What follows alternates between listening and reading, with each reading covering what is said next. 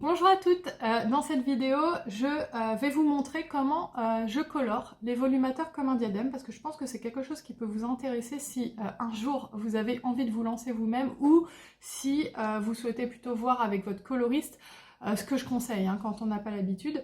Je me suis rendu compte en fait en faisant une story Insta aujourd'hui que vous étiez beaucoup à pas savoir que je colorais parfois les volumateurs, qu'il y a pas mal de références que je reprends, auxquelles j'ajoute des effets racines. En fait, c'est vraiment important pour moi de vous proposer des modèles uniques et la seule solution que j'ai pour cela, c'est de les colorer en fait. Il y a des choses comme du châtain clair, des références comme le Kate que j'ai besoin de créer moi-même en fait, à partir de bases qui sont pas très éloignées, et je me suis dit que c'était intéressant pour vous de vous montrer comment je fais, de vous montrer l'envers du décor aussi de Comme un diadème, parce que Comme un diadème c'est pas forcément que de l'achat-revente, il y a tout un travail derrière plus artisanal on va dire, de coloration, et je pense que c'est important pour vous de savoir aussi les prérequis en fait quand on souhaite colorer son volumateur afin qu'il n'y ait pas d'échecs ou de choses comme ça.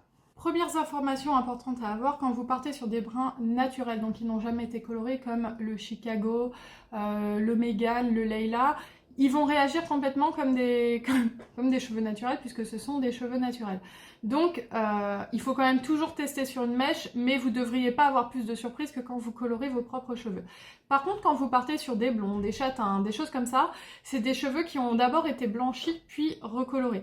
Du coup, ils peuvent avoir une réaction à la coloration assez imprévisible, et c'est d'ailleurs pour ça que souvent les coiffeurs ont un petit peu peur. Donc déjà, si je vous donne ces informations, c'est pour votre culture personnelle, mais c'est aussi pour que vous transmettiez cette information au coiffeur. Si c'est un brin naturel, donc Chicago, Mégane, Leila, qui traite ça comme du cheveu naturel non traité, toujours testé sur une mèche. Par contre, si c'est un cheveu qui est plus clair que ça, il faut qu'il ait conscience que c'est un cheveu qui a été blanchi puis recoloré et qui va du coup réagir très très vite à la coloration parce qu'il aurait été quelque part fragilisé, on va dire.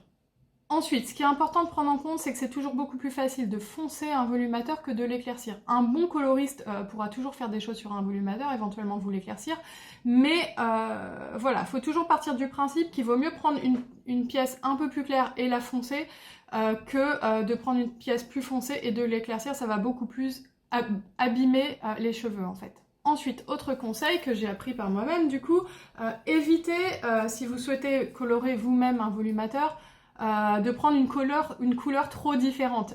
Un ton, c'est bon. Par exemple, moi j'ai un blond doré que je vais essayer de passer en Kate. La couleur Kate, c'est celle-ci.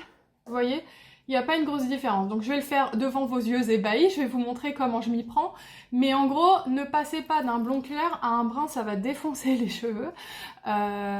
Et puis surtout, si vous commencez à colorer un blond clair, enfin il va ressortir noir corbeau, enfin vraiment faut faire attention. Il faut pas prendre des couleurs trop éloignées. Et surtout, conseil d'une de mes clientes, conseil très très bon, si jamais vous achetez des colorations de supermarché ou autres, même des colorations professionnelles, prenez toujours plus clair que ce que vous pensez, parce qu'en fait, ça va réagir plus foncé que ce que vous pensez. C'est toujours plus foncé que sur la boîte, plus foncé que dans tes rêves les plus fous. Colorer un volumateur, il n'y a rien de sorcier. Hein. Moi, j'ai des clients qui ont réussi à faire des effets racines et elles s'en sont très très bien sorties. Donc, je vais vous montrer. Donc, vous suivez déjà les conseils que je vous ai donnés juste avant, pas trop d'écart de couleur. Globalement, je vous conseille quand même plutôt de passer par un coloriste, mais si au bout de quelques mois de votre volumateur, vous n'avez pas forcément envie de passer par un coiffeur parce que c'est le confinement, parce que vous avez envie de tenter un truc, franchement, c'est tout à fait faisable et ça se tente quoi. Enfin, moi, je trouve que c'est beaucoup plus simple que ce qu'on pense et que ça vaut le coup d'essayer. Après, je vous dirai pas d'essayer avec un volumateur que vous avez payé 800 € et que vous venez de recevoir, ça peut être un massacre. Mais franchement, sur une pièce que vous avez depuis plusieurs mois, que vous n'avez pas forcément envie de repayer un coiffeur et tout, moi je trouve que ça se tente. Et surtout, information aussi importante, les volumateurs s'éclaircissent avec le temps. Ça, c'est normal. Juste avec la lumière du jour, en 2-3 mois, ils peuvent perdre un ton ou deux en fait, et du coup, vous serez obligé au bout de 6 mois, 1 an, de le recolorer. Après, c'est pas une obligation en fait, parce que vous pouvez le porter plus clair, mais il faut juste avoir conscience de ça. Surtout les cheveux blonds et tout, ils vont s'éclaircir grave. Parce qu'en fait, nos cheveux, quand ils poussent, excusez-moi, je vais souffler, je parle trop vite, nos cheveux quand ils poussent, ils s'éclaircissent, mais en fait, il n'y a que les pointes qui sont claires, parce que nos cheveux de base, ils repoussent à chaque fois, donc ils ont moins le temps. Là, c'est des cheveux qui sont toujours au même endroit, ils poussent pas, donc forcément, ils deviennent super clairs avec le temps. Enfin, super clairs, j'exagère pas, mais ils vont perdre un ton. Un mégane, il va s'éclaircir comme des cheveux s'éclaircissent naturellement au soleil. Donc vous pourrez très bien le porter comme ça. Mais au bout de, on va dire 8 mois, 6 mois, si vous avez envie de porter la couleur initiale, bah, il faudra le refaire colorer par un coiffeur ou tenter vous-même si vous vous sentez l'âme d'une aventurière.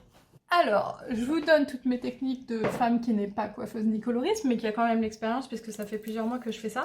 Je commence d'abord par prendre toute la partie silk et la mettre en petit chignon, en fait, parce que c'est ce que je traite en dernier. En fait, je commence par traiter toute la couronne, parce que c'est ce qui va rester le plus longtemps sur les cheveux et c'est ce qui aura tendance à être le plus foncé. Donc je vous ai dit, hein, d'abord vous testez sur une mèche, vous laissez 15 minutes, 30 minutes, vous voyez ce qui vous correspond. Une mèche à l'arrière, hein, pas une mèche sur le dessus, sinon si c'est un massacre ça va se voir. Toujours tester sur une mèche à l'arrière de la chevelure. Moi je le fais pas parce que je l'ai fait ce matin sur un modèle similaire, donc j'ai pas besoin. Ensuite, une fois que vous avez la partie couronne, ce qu'il faut c'est surtout jamais traiter trop de cheveux en même temps parce que sinon ils vont pas être tous bien colorés. Donc en fait je divise au niveau de ce qu'on appelle les wefted en fait, donc c'est les bandes de cheveux.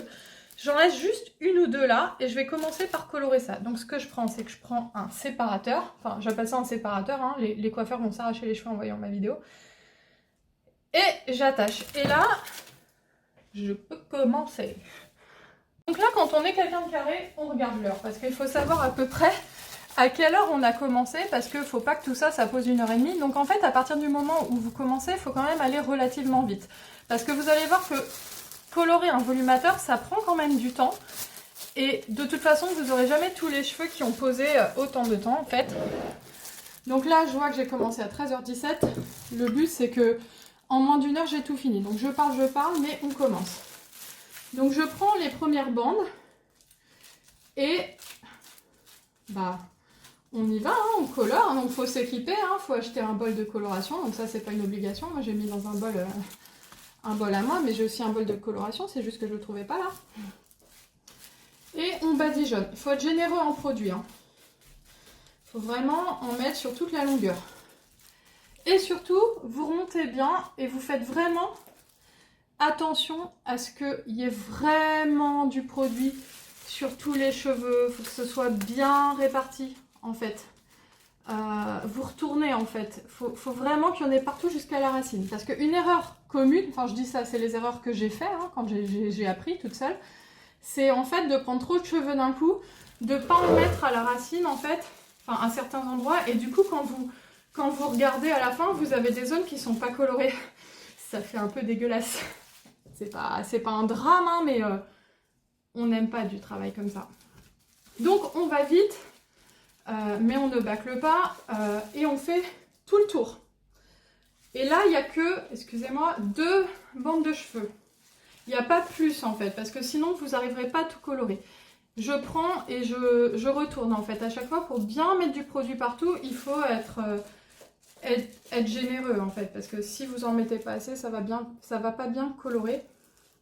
Autre chose très importante, je vous conseille de mettre un tablier, de ne pas mettre un haut auquel vous tenez. Alors ça, c'est un haut que m'a offert ma soeur, j'y tiens, mais j'ai eu la flemme de changer. Mais je fais très attention parce que ça tâche et j'ai déjà massacré plusieurs hauts. Et même si vous vous dites que vous êtes précautionneuse, vous allez voir, ça saute de partout, c'est horrible. Donc ça, c'est mon autre conseil, je vous dis au fur et à mesure. Donc là, j'ai maximum 2 bandes de cheveux, pas plus. Plus, vous n'y arriverez pas. Donc je vais faire comme ça tout le tour de la tête. Donc si à un moment vous voyez que vous en avez trop, vous reprenez vos séparateurs, il faut à peu près 2 bandes de cheveux, pas plus. Les autres bandes, vous allez ensuite les descendre au fur et à mesure et les colorer. C'est pas la méthode universelle, j'ai pas appris dans une école, j'ai appris moi-même, mais c'est de la logique en fait, selon moi. Pour moi, c'est plus logique de commencer par l'arrière, parce que si ça doit être plus foncé, et d'aller vite. Vous arrêtez pas, allez pas dans votre salle de bain, passer un coup de fil pendant 1 heure, c'est de la chimie, les colorations, ça va très vite. Donc, si vous avez testé et que votre résultat, il prend une demi-heure pour donner ce que vous voulez, dans tous les cas, vous aurez des endroits qui auront posé plus longtemps que d'autres. Ça y est, je me suis tachée. Dans tous les cas, vous aurez des endroits qui ont reposé plus longtemps que d'autres. C'est pas un drame et ça se voit pas honnêtement. Mais voilà, faut pas que ça pose 2 heures quoi. Faut aller vite, faut être efficace. Donc là, j'ai fait toute la section du bas où il y a à peu près 2 bandes de cheveux. Donc ça, c'est un 20 x 20, donc il y a pas mal. Donc je resépare encore pour pas faire plus de 2-3 bandes de cheveux en même temps. Et je recommence. Donc je rattache le reste que je traiterai après. Et je recommence et je fais tout le tour en fait. Et il faut bien faire attention. Bon, je vais me répéter tout le long, mais l'enseignement, c'est la répétition. Hein, je crois que c'est ça qu'on dit. Au niveau des wefted, ça craint pas. Hein. Vous pouvez badigeonner, il n'y a pas de problème. Il faut bien retourner. Comme je vous ai dit, l'enseignement, c'est la répétition. Retourner et en mettre partout. Il faut vraiment faire attention à ça. Parce que moi, je me suis déjà foirée. Hein. Je vous rassure, hein, c'est dur sur des volumateurs test que je me suis formée. Mais je me suis déjà foirée à avoir des endroits qui étaient non colorés parce que j'avais pas mis assez de produits. J'avais voulu faire trop de cheveux d'un coup. Bref, j'ai voulu bâcler et voilà, c'était raté. Donc, je préfère vous donner tout de suite mes petits trucs et astuces. Comme ça, vous faites pas les mêmes bêtises que moi, tout simplement. Donc, j'ai fait tout le tour, toute la couronne, la zone qui, chez les hommes, n'est pas chauve, en gros. Et donc, il me reste que le silk. Donc, en fait, ce que je vais faire, c'est que je vais diviser en sections. Et je vais faire pareil que sur les wefted, sauf que c'est en section, en gros, transversale, on va dire. Alors, sur l'histoire du silk, je sais que ça fait peur à beaucoup de gens. Est-ce qu'on va tacher le silk? Première chose, essayez de ne pas badigeonner le silk. Vous vous approchez, je vais essayer de vous montrer, avec le pinceau au plus près, comme ça. Bon, là, je ne vous le fais pas sur le silk, hein, en gros. Et avec un gant, vous rapprochez le produit. Ça, c'est important de ne pas badigeonner le silk. C'est la théorie. Moi, j'utilise des produits professionnels. J'ai jamais taché un silk, même en le badigeonnant. Donc, je sais qu'il y a des gens qui vont vous conseiller de mettre de la vaseline ou de ne pas vous approcher du silk, de faire attention. En gros, ce qu'on conseille sur les marques à l'international, c'est de s'approcher avec le pinceau à 1 cm et de ramener la matière avec le doigt, en fait, qui est ganté. Moi, donc je vous conseillerais forcément de faire comme ça, mais moi ce que je peux vous dire aussi c'est que, voilà, moi j'ai jamais eu de produits qui ont taché le silk, même quand j'ai badigeonné comme une grosse barbare. Donc, je vais quand même vous montrer comment on fait ça proprement du coup. Donc, je divise avec un peigne, alors excusez-moi, c'est un peu... Je divise au niveau du silk proprement, donc... C'est pareil, il ne faut pas faire des trop grandes sections. Je vais essayer de ne pas trop me tâcher en même temps. Je ne sais pas si vous voyez bien ce que je fais. Oui, je pense que c'est bon. Vous voyez, vous faites section par section. Donc, vous séparez. Vous accrochez de l'autre côté pour ne pas avoir les cheveux qui vont partout. Un petit coup de peigne. Donc, il ne faut pas prendre des trop grandes sections. C'est comme les wefted en fait, parce qu'il faut être sûr... de bien mettre du produit partout. Parce que si vous en mettez pas partout, ça va faire comme ce que je vous ai dit. Donc la technique, en gros, c'est de ne pas s'approcher trop près du silk. Vous voyez, je laisse 1 cm. Et après, avec un doigt ganté, de venir rapprocher le produit, en fait. Moi, j'ai pas le problème. Parce que vous verrez que le silk il est pas taché, donc j'y vais à la barbare parce que c'est des choses que j'ai déjà testées. Et je me suis rendu compte très vite que les produits que j'utilisais ne tachaient pas le silk. Donc j'y vais à la barbare. Mais sur des produits que vous connaissez pas, je vous conseille de tester avant. Donc voilà, des deux côtés, toujours des deux côtés. Et après, sur les longueurs. Et vous faites toutes les sections comme ça jusqu'au bout en fait. Donc il faut aller vite, hein, comme pour le reste. De toute façon, tout ça, ça doit prendre... en tout, hein, avec le temps de pause, ça doit prendre 1 heure. Il est 13h17, vous voyez, il est 13h30. Pourtant, je parle, mais là, j'ai passé que 10 minutes, donc je vais quand même relativement vite. Autre point à ne pas négliger, parce que moi, j'ai fait la connerie. Surtout, attention à cette zone-là. Souvent, on néglige, on ne la colore pas. Et à la fin, tu as un truc brun. Et en dessous, c'est blanc roux. Enfin, c'est pas de la même couleur. Alors, ça se voit pas quand tu le portes. Mais mettez bien du produit ici. Sinon, ça fait travail de barbare, quoi. Donc, je vais faire toutes les sections comme ça. Donc, je continue. Donc voilà, moi c'est ce que j'ai appris au fur et à mesure des mois, que je colore une bonne partie de mes références comme un diadème, parce que comme je vous ai dit, il y a tout un travail de comme un diadème que je vous ai jamais présenté. Et je pense que... Enfin, je me suis rendu compte qu'en fait ça vous intéressait de savoir ce que je faisais sur les volumateurs. Donc là j'ai une section, elle est limite un peu grosse. Donc je vais faire attention de ne pas prendre trop de cheveux, puisque comme je vous ai dit, je me suis fait avoir à certains moments où je voulais aller vite. Et où je me suis rendu compte en fait qu'en voulant aller trop vite, on colore pas tout. Là, c'est un peu gros encore. Donc, il faut vraiment que ça fasse pas plus de 2-3 mm, sinon vous n'arriverez pas à tout colorer. Et comme je vous ai dit, il faut être généreux en produits.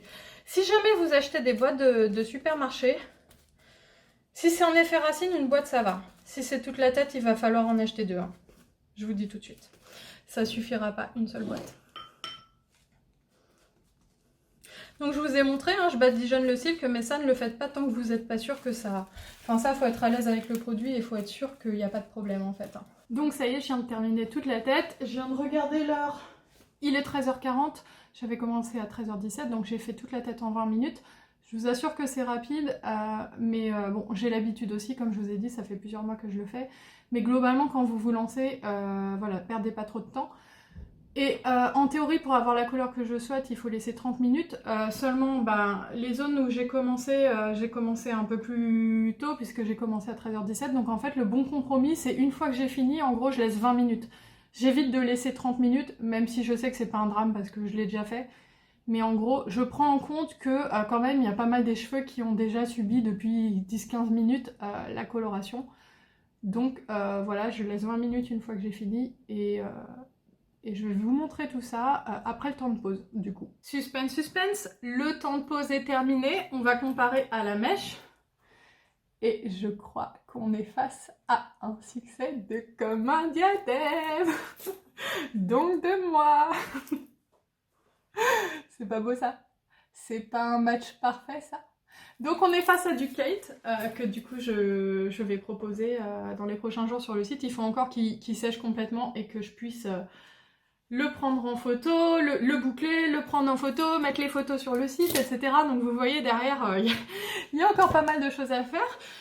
Donc voilà, j'espère que cette vidéo vous a plu. Je suis contente d'avoir pu vous transmettre les petites compétences que j'acquiers au fur et à mesure parce que, vous le savez, sur ma chaîne YouTube, c'est important pour moi de vous donner des informations sur les produits et tout pour que vous puissiez vous y retrouver, parce que quand on a une alopécie, on se retrouve dans un monde assez obscur déjà sur les volumateurs où c'est assez difficile d'avoir des informations.